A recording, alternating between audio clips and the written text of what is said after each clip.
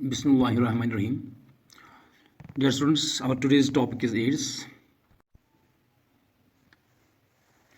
AIDS यानी acquired immune deficiency syndrome. सबसे पहले introduction about AIDS. What this AIDS is.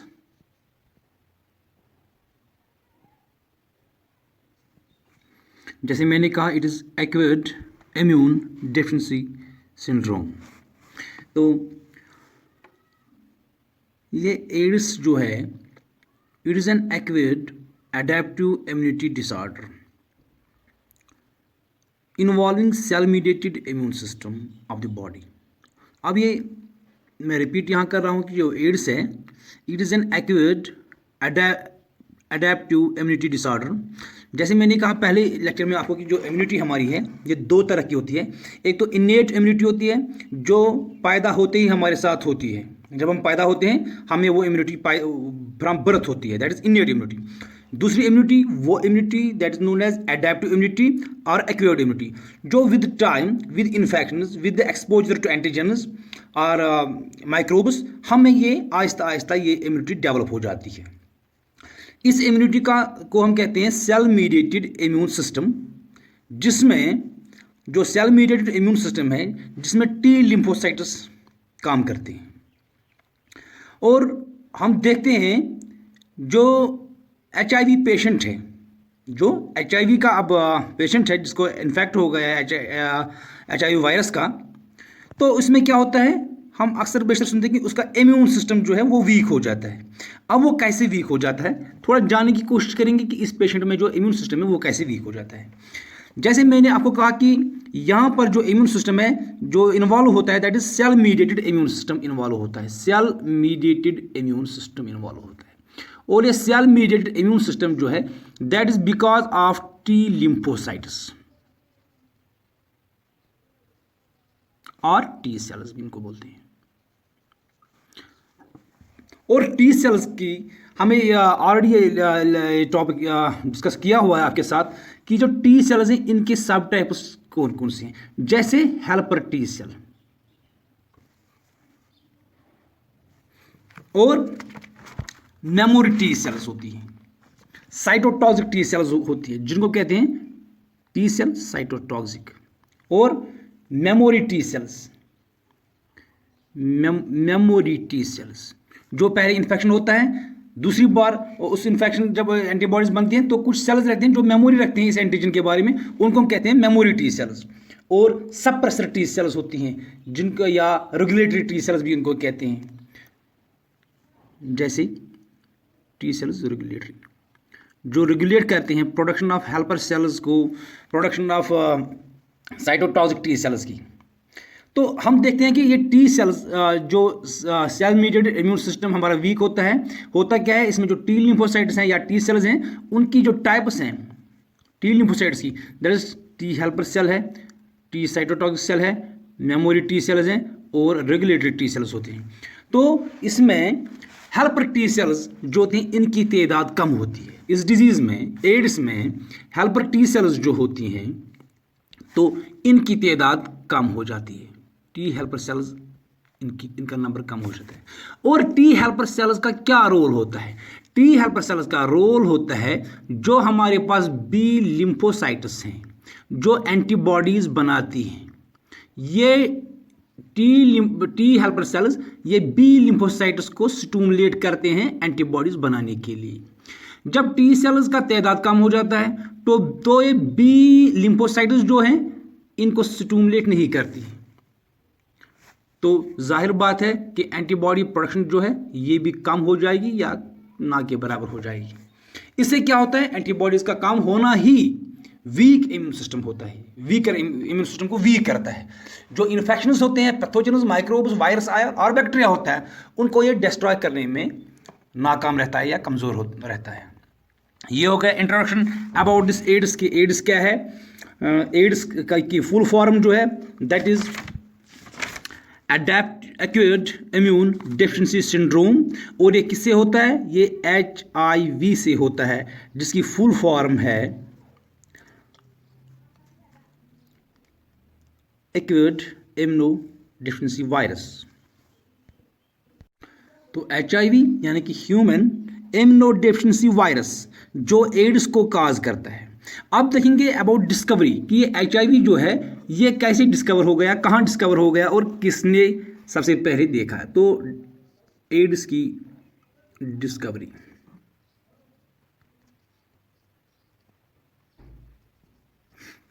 देखा गया है कि ये जो एड्स है ये सबसे पहले USA में 1981 में देखा गया। USA में 1981 में देखा गया एड्स को, HIV को। तो ये जो वायरस है it was isolated by Montagnier et al in 1983 in France.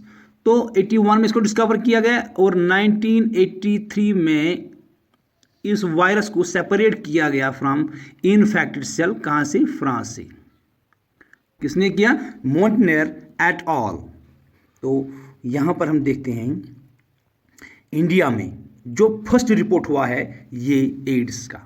India में अगर हम देखेंगे, इंडिया की बात करेंगे तो इंडिया में ये कहाँ पर देखा गया? ये चेन्नई में देखा गया। और कब देखा गया है? इसको देखा गया है 1986 में इन द प्रोस्टेट्स ऑफ चेन्नई। 1986 में जो वहाँ पर सेक्स वर्कर्स होते हैं उनमें ये देखा गया।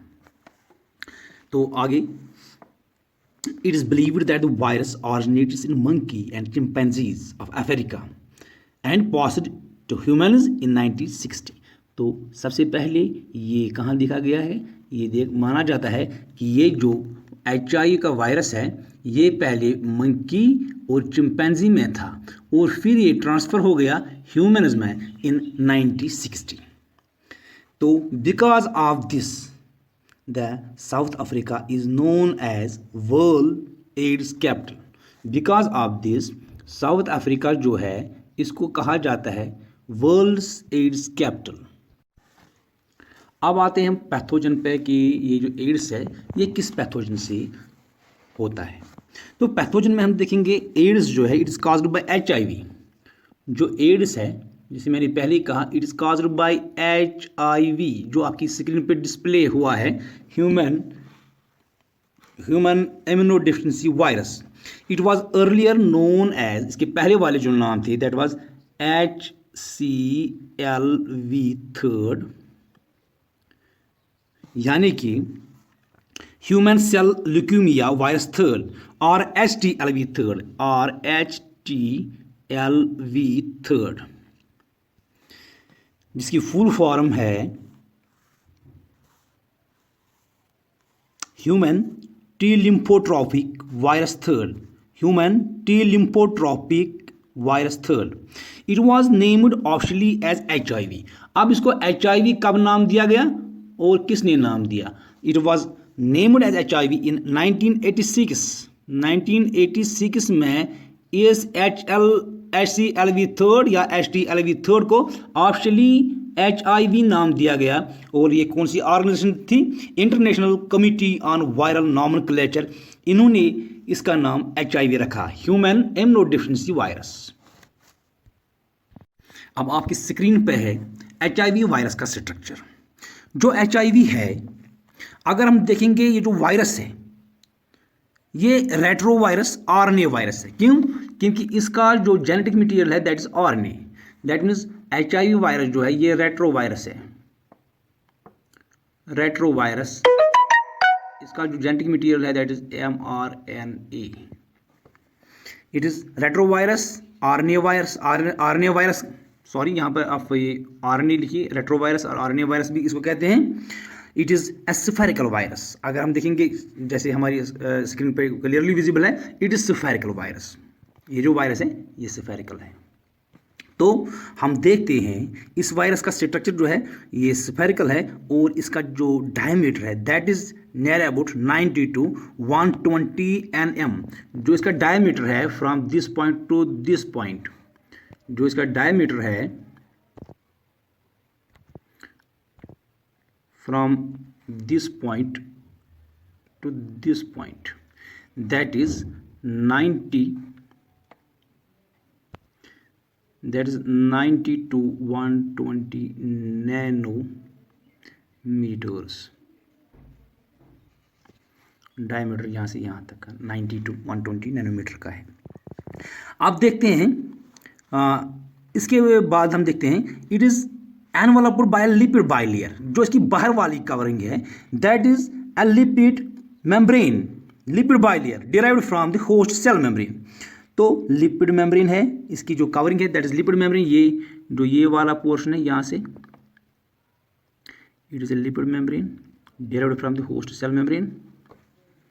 और हम देखते हैं इस मेम्ब्रेन के अंदर क्या है, दो और लेयर्स हैं, ये वाली और ये, जिनको हम कैप्सिड कहते हैं, जिनको हम कैप्सिड कहते हैं। और the envelope has protecting knob like glycoproteins. अगर हम एनवलप के ऊपर देखेंगे यहाँ पर नॉब लाइक कुछ ग्लाइकोप्रोटीन है इसमें। इसको इरेज पहले करता हूँ फिर नए से दिखाता हूँ आपको। ये जो एनवलप है, इस एनवलप पे जैसे हमने इस कोरोना वायरस में देखा, तो यहाँ पर भी आप देखिए कि ये जो वायरस है इस पर कुछ ऐसे हैं, कुछ नॉब लाइक स्ट्रक्चर्स हैं जिनको हम कहते हैं स्पाइक्स और ग्लाइकोप्रोटीन्स। तो ये हर तरफ से हैं, ग्लाइकोप्रोटीन है इसमें, नॉब लाइक स्ट्रक्चर्स हैं। और ये जो स्ट्रक्चर्स हैं ये कैपेबल हैं, ये रिकॉग्नाइज करते हैं रिसेप्टर्स को जो टी हेल्पर सेल्स पर होती हैं। टी हेल्पर सेल, अगर हम टी हेल्पर सेल्स को ऐसे मानते हैं तो ये इस पर रिसेप्टर हैं। ये नॉब जो है ये कैपेबल होता है इस रिसेप्टर को आइडेंटिफाई करने के लिए। The envelope has projecting knob like glycoprotein spikes capable of recognising antigen receptors found on helper T cells. और फिर ये हेल्पर टी सेल्स के साथ अटैच होते हैं। ये माइक्रोफेजेस पर भी जो रिसेप्टर्स लगे होते हैं उनको भी रिकॉग्नाइज करते हैं, और जो हमारी नर्व सेल पे कुछ ये रिसेप्टर्स होते हैं उनको भी रिकॉग्नाइज करते हैं। दैट इज जो ये स्पाइक्स होते हैं ग्लाइकोप्रोटीन की, ये माइक्रोफेज पर जो रिसेप्टर्स लगे हुए होते हैं उनको भी आइडेंटिफाई करते हैं, जो नर्व सेल पे रिसेप्टर्स लगे होते हैं उनको भी आइडेंटिफाई करते हैं, और जो हमारे ये macrophage nerve cells particularly T helper cells पर जो रिसेप्टर्स होते हैं उनको भी आइडेंटिफाई करते हैं, फिर उनके साथ अटैच होते हैं। जब ये चीज़ इनके साथ अटैच हो जाता है फिर क्या होता है वो हम आगे देखेंगे, पहले हम स्ट्रक्चर के बारे में देखेंगे। तो अंदर से अब ये हो गया, पहले तो हो गया ये लिपिड मेम्ब्रेन जो है ये वाली जो सेल होस्ट के सेल से हम इसने ली है लिपिड बाइलेयर। फिर इसके अंदर हमने देखा कि और दो कोट्स हैं दैट इज कैप्सिड। एक तो ये आउटर वाला है ये ग्रीन कलर का, दूसरा ये येलो वाला है, इसको हम कैप्सिड कहते हैं। और इसके अंदर सेंट्रली लोकेटेड है आरएनए, जो इसका जेनेटिक मटेरियल है, जीनोम है आरएनए का। ये दो आरएनए जो है टू सिंगल स्ट्रैंड्स है, इसमें दो हैं और सिंगल स्ट्रैंड है। और इसके अलावा इसमें एक प्रोटीन है, एंजाइम है that is known as reverse transcriptase. अब ये रिवर्स ट्रांसक्रिप्टेस का क्या काम है, ये आरएनए से डीएनए बनाता है, ये आरएनए से डीएनए बनाता है। याद रखिए, मैं फिर से रिपीट कर रहा हूं जो इसका स्ट्रक्चर है। सबसे पहले जो बाहर वाला पोर्शन है ये वाला,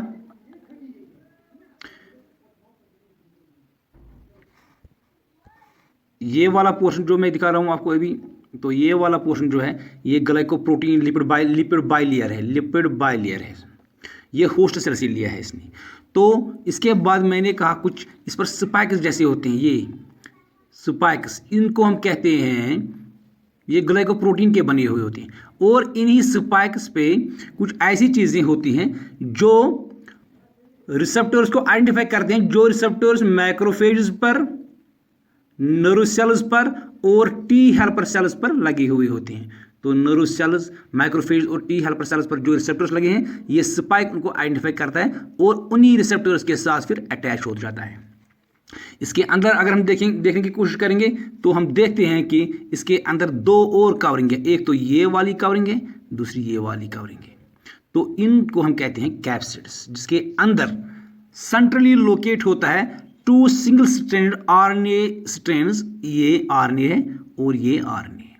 तो आरएनए जो है जेनेटिक मटेरियल वायरस का है और ये दो सिंगल स्ट्रैंड्स हैं। इसके अलावा इसमें कुछ एंजाइम्स भी होते हैं, जैसे यहाँ पे है, इस एंजाइम को हम कहते हैं reverse transcriptase. Reverse transcriptase enzyme, जिसका काम है, ये एंजाइम ट्रांसक्राइब करता है डीएनए फ्रॉम आरएनए। ये आरएनए से डीएनए सिंथेसाइज करता है।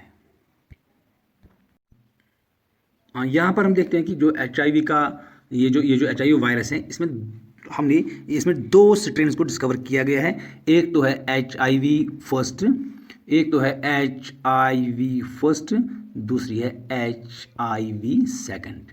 यहाँ पर देखा गया है जो एचआईवी फर्स्ट है, इसकी वायरल लेंथ ज़्यादा है as compare to HIV second strain. अब हम देखते हैं कि mode of action of AIDS virus. जो एचआईवी वायरस है, इसका मोड ऑफ एक्शन क्या है, ये अपना काम कैसे करता है। सबसे पहले after the entrance of the HIV into the body of the person, the virus multiplies first in macrophages. सबसे पहले बॉडी में आ जाता है। आप देख लीजिए, ये जो एचआईवी है, ये बॉडी में आता है सबसे पहले, फिर बॉडी में हर जगह घूमता है, through blood, through fluids, through sales.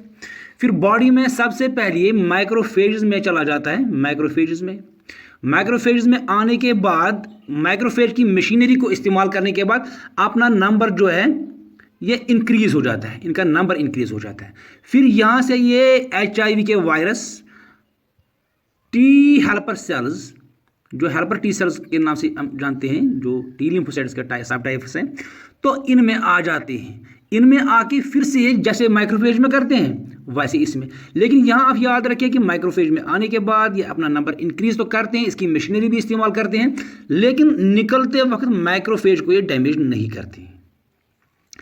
जब माइक्रोफेज से निकलते हैं बहुत सारे एचआईवी वायरस, फिर ये इन्फेक्ट करते हैं हेल्पर टी सेल्स को, और हेल्पर टी सेल्स जो हैं, यहाँ पर भी ये अपना नंबर इंक्रीज करता है अंदर जाने के बाद। लेकिन जब ये यहाँ से बाहर निकलते हैं, after increasing their number using the machinery of the helper T cell, बाहर आते ही इसकी सेल मेम्ब्रेन को डैमेज करते हैं, जिससे हेल्पर टी सेल डिस्ट्रॉय होती है। अब मैंने जैसे पहले कहा, जैसे हेल्पर टी सेल अब डिस्ट्रॉय हो गई, तो हेल्पर टी सेल का क्या काम था, ये बी लिम्फोसाइट्स को स्टिमुलेट करता था ताकि वो एंटीबॉडीज को जनरेट करे। अगर बी सेल्स स्टिमुलेट नहीं होंगी तो एंटीबॉडीज भी जनरेट नहीं होंगी। नतीजा इसका ये है कि हमारा जो इम्यून सिस्टम है वो वीक हो जाता है। अब आते हैं हम एक और पॉइंट पे। यहाँ पर मैं अगर आपको फिर से रिपीट कर रहा हूँ जल्दी, तो सबसे पहले मैं कह रहा हूँ जो एचआईवी का वायरस जो है, ये मोड ऑफ एक्शन इसकी है।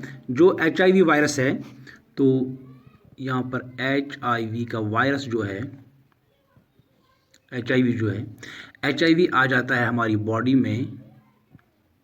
फिर बॉडी में सबसे पहले मैं कह रहा हूँ कि ये माइक्रोफेज में आता है, जिनका काम है phagocytosis of foreign bodies, microbus etcetera, virus, bacteria. लेकिन यहाँ पर एचआईवी ये यहाँ पर आने के बाद माइक्रोफेज की अंदर वाली मशीनरी को इस्तेमाल करके अपना नंबर इंक्रीज करता है। जब इनका नंबर इंक्रीज हो गया तो यहाँ पर जो एचआईवी आता है उनका नंबर जो है वो ज़्यादा होता है। फिर ये इंक्रीज्ड नंबर ऑफ एचआईवी ये अटैक करते हैं हेल्पर टी सेल्स को, लेकिन यहाँ पर आप एक चीज़ याद रखिए कि हेल्पर टी सेल्स में आके ये अपना नंबर और इंक्रीज करते हैं। हेल्पर टी सेल की मशीनरी को इस्तेमाल करके, ये बॉडी की मशीनरी को इस्तेमाल करने के बाद जब इनका नंबर बढ़ जाता है, फिर निकलते वक्त, यहाँ से रिलीज़ होते वक्त ये इसकी सेल मेम्ब्रेन को डिस्ट्रॉय करते हैं, जिसकी वजह से इनका जो तादाद है वो गिर जाता है। जो इनका तादाद है वो काफ़ी कम हो जाता है, जो हेल्पर टी सेल्स का तादाद है। यहाँ पर माइक्रोफेज से निकलने के बाद माइक्रोफेज को ये डैमेज नहीं करते हैं, माइक्रोफेज का नंबर सेम रहता है, लेकिन यहाँ पर number of helper T cells decrease होता है। और मैंने जैसे कहा, हेल्पर टी सेल्स का काम है ये बी लिम्फोसाइट्स को स्टिमुलेट करते हैं एंटीबॉडी बनाने के लिए। अगर बी लिम्फोसाइट्स स्टिमुलेट ही नहीं होगी तो एंटीबॉडीज नहीं बनेंगी, जिसकी वजह से हमारी बॉडी का इम्यून सिस्टम वीक हो जाता है।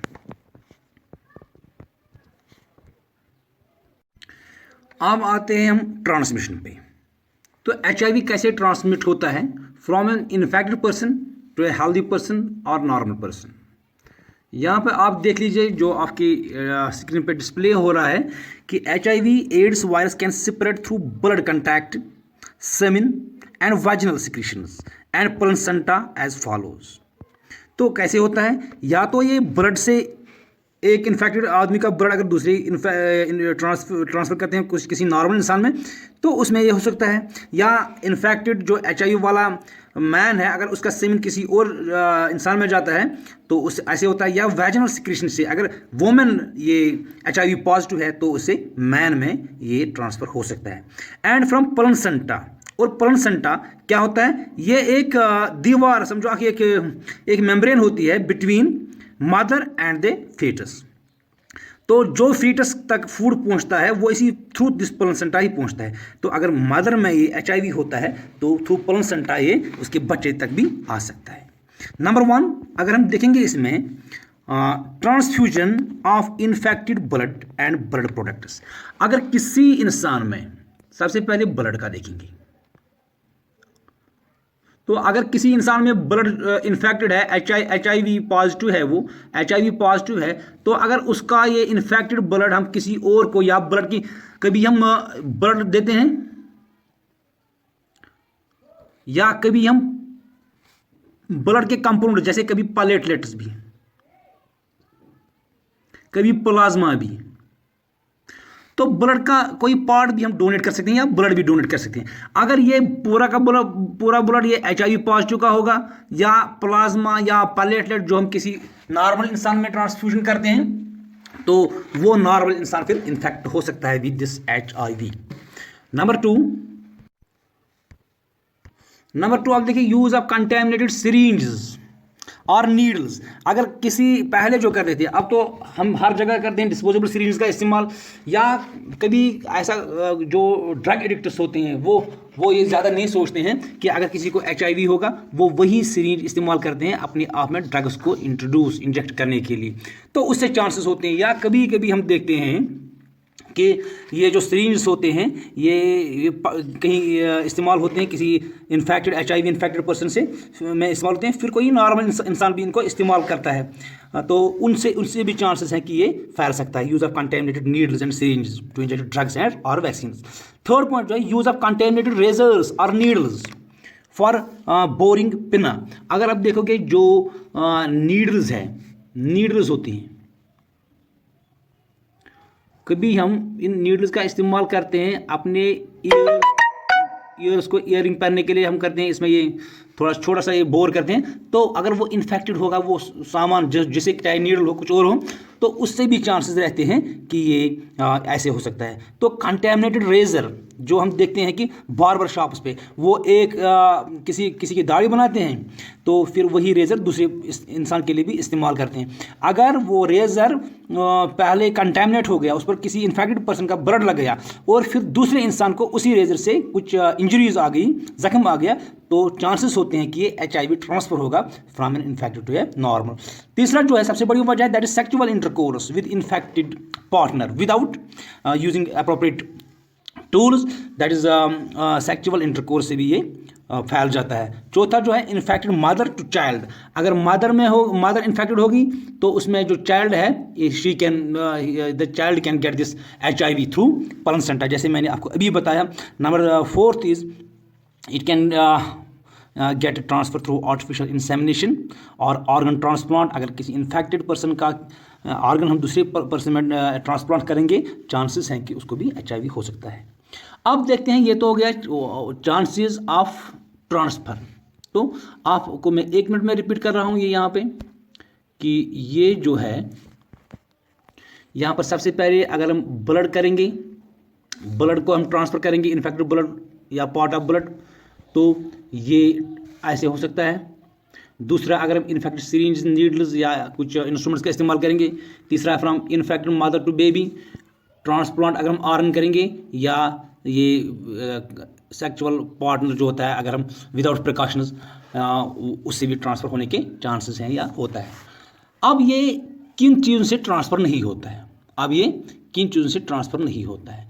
कुछ चीज़ें ऐसी हैं जो आम लोगों में है कि ऐसे ऐसे करने से ये ट्रांसफ़र हो सकता है, जो सही नहीं है।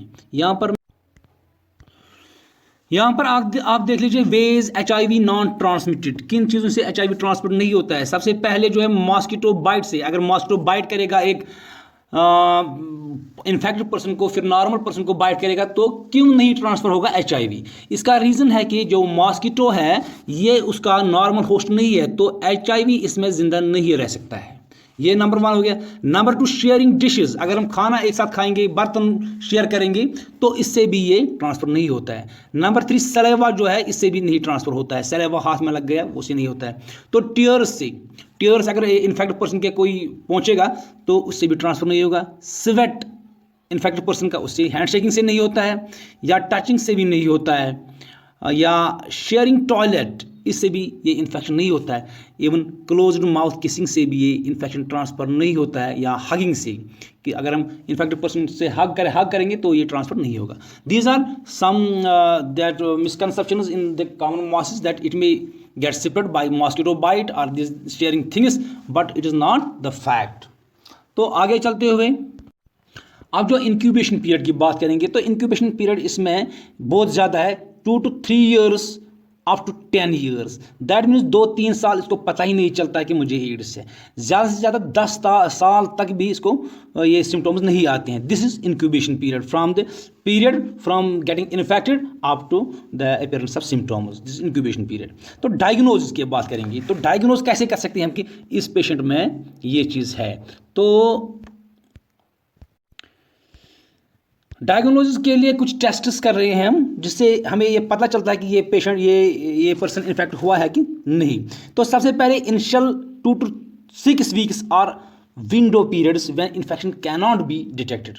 2, 4, 5, 6 हफ्तों तक तो पता ही नहीं चलता है कि ये इन्फेक्शन है भी या नहीं, लेकिन बाद में अगर एंटीवायरल एंटीबॉडीज़, जो एंटीबॉडीज़ अगेंस्ट वायरस के खिलाफ बनती हैं, अगर वो इसमें ज़्यादा आती हैं टेस्ट के ज़रिए, या reduced number of T helper cells वो होती हैं, तो that is the indication of presence of HIV। जैसे मैंने पहले कहा कि हेल्पर टी सेल्स को ये डैमेज करता है, उनकी तादाद कम हो जाती है। तो जिस पेशेंट में टेस्ट के बाद हेल्पर टी सेल्स का तादाद कम हो जाएगा, या एंटीबॉडीज़ जो वायरस को डिस्ट्रॉय करती हैं वो ज़्यादा आएंगी टेस्ट में, तो चांसेस हैं कि उसमें HIV हो सकता है। तो कितने टेस्ट हैं? There are 2 types of test. अभी तक जो हमने देखे हैं कि 2 किस्म के टेस्ट हैं जिससे हमें पता चलता है कि इसमें एड्स है या नहीं। एक तो है एलिसा, ELISA। ये एलिसा का टेस्ट जो है, इससे हमें पता चलता है कि whether this person is infected और not. The full form of ELISA is enzyme linked immunosorbent assay. It is quick.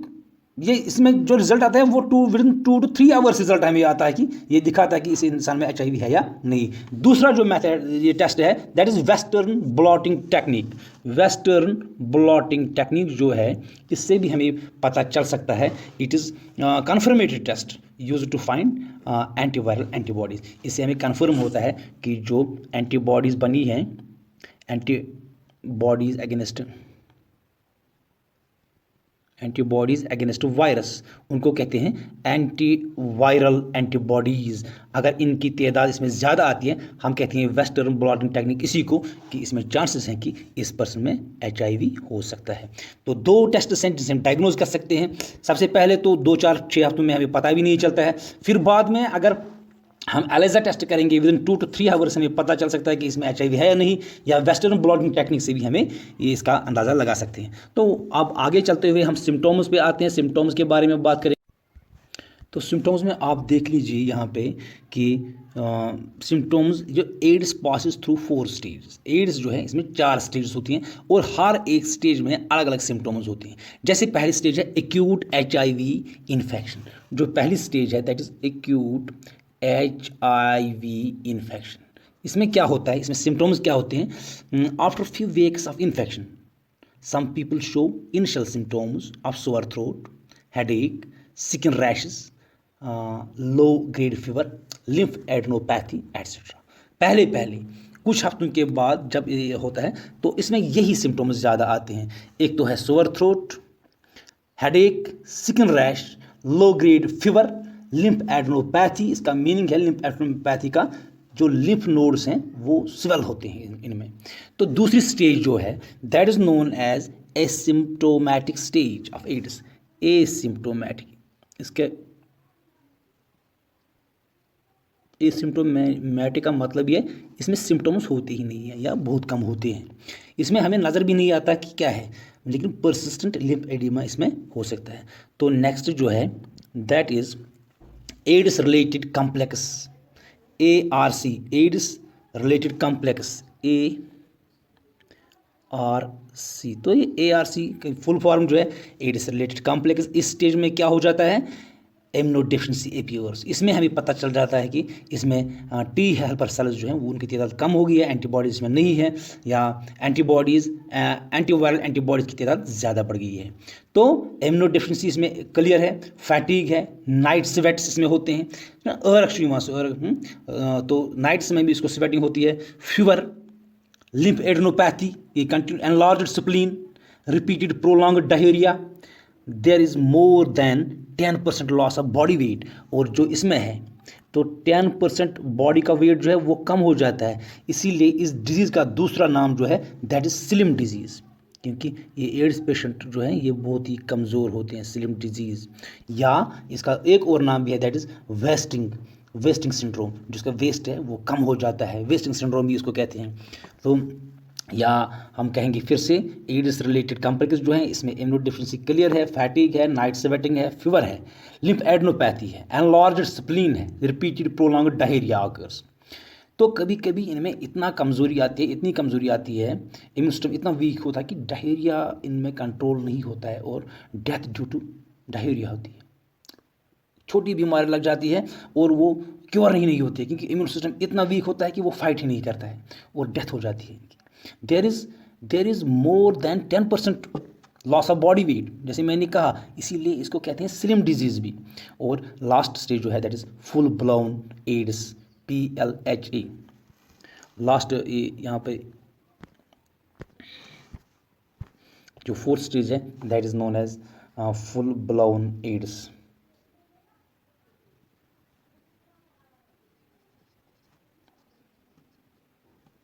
ये जो फुल ब्लोन एड्स है इसमें there is profound immunosuppression, immune system बिल्कुल वीक हो जाता है with excessive lymphocyte depletion, lymphocytes खत्म हो जाती हैं। सेकेंडरी इन्फेक्शंस लाइक ट्यूबरकुलोसिस होता है, इसमें निमोनिया होता है, और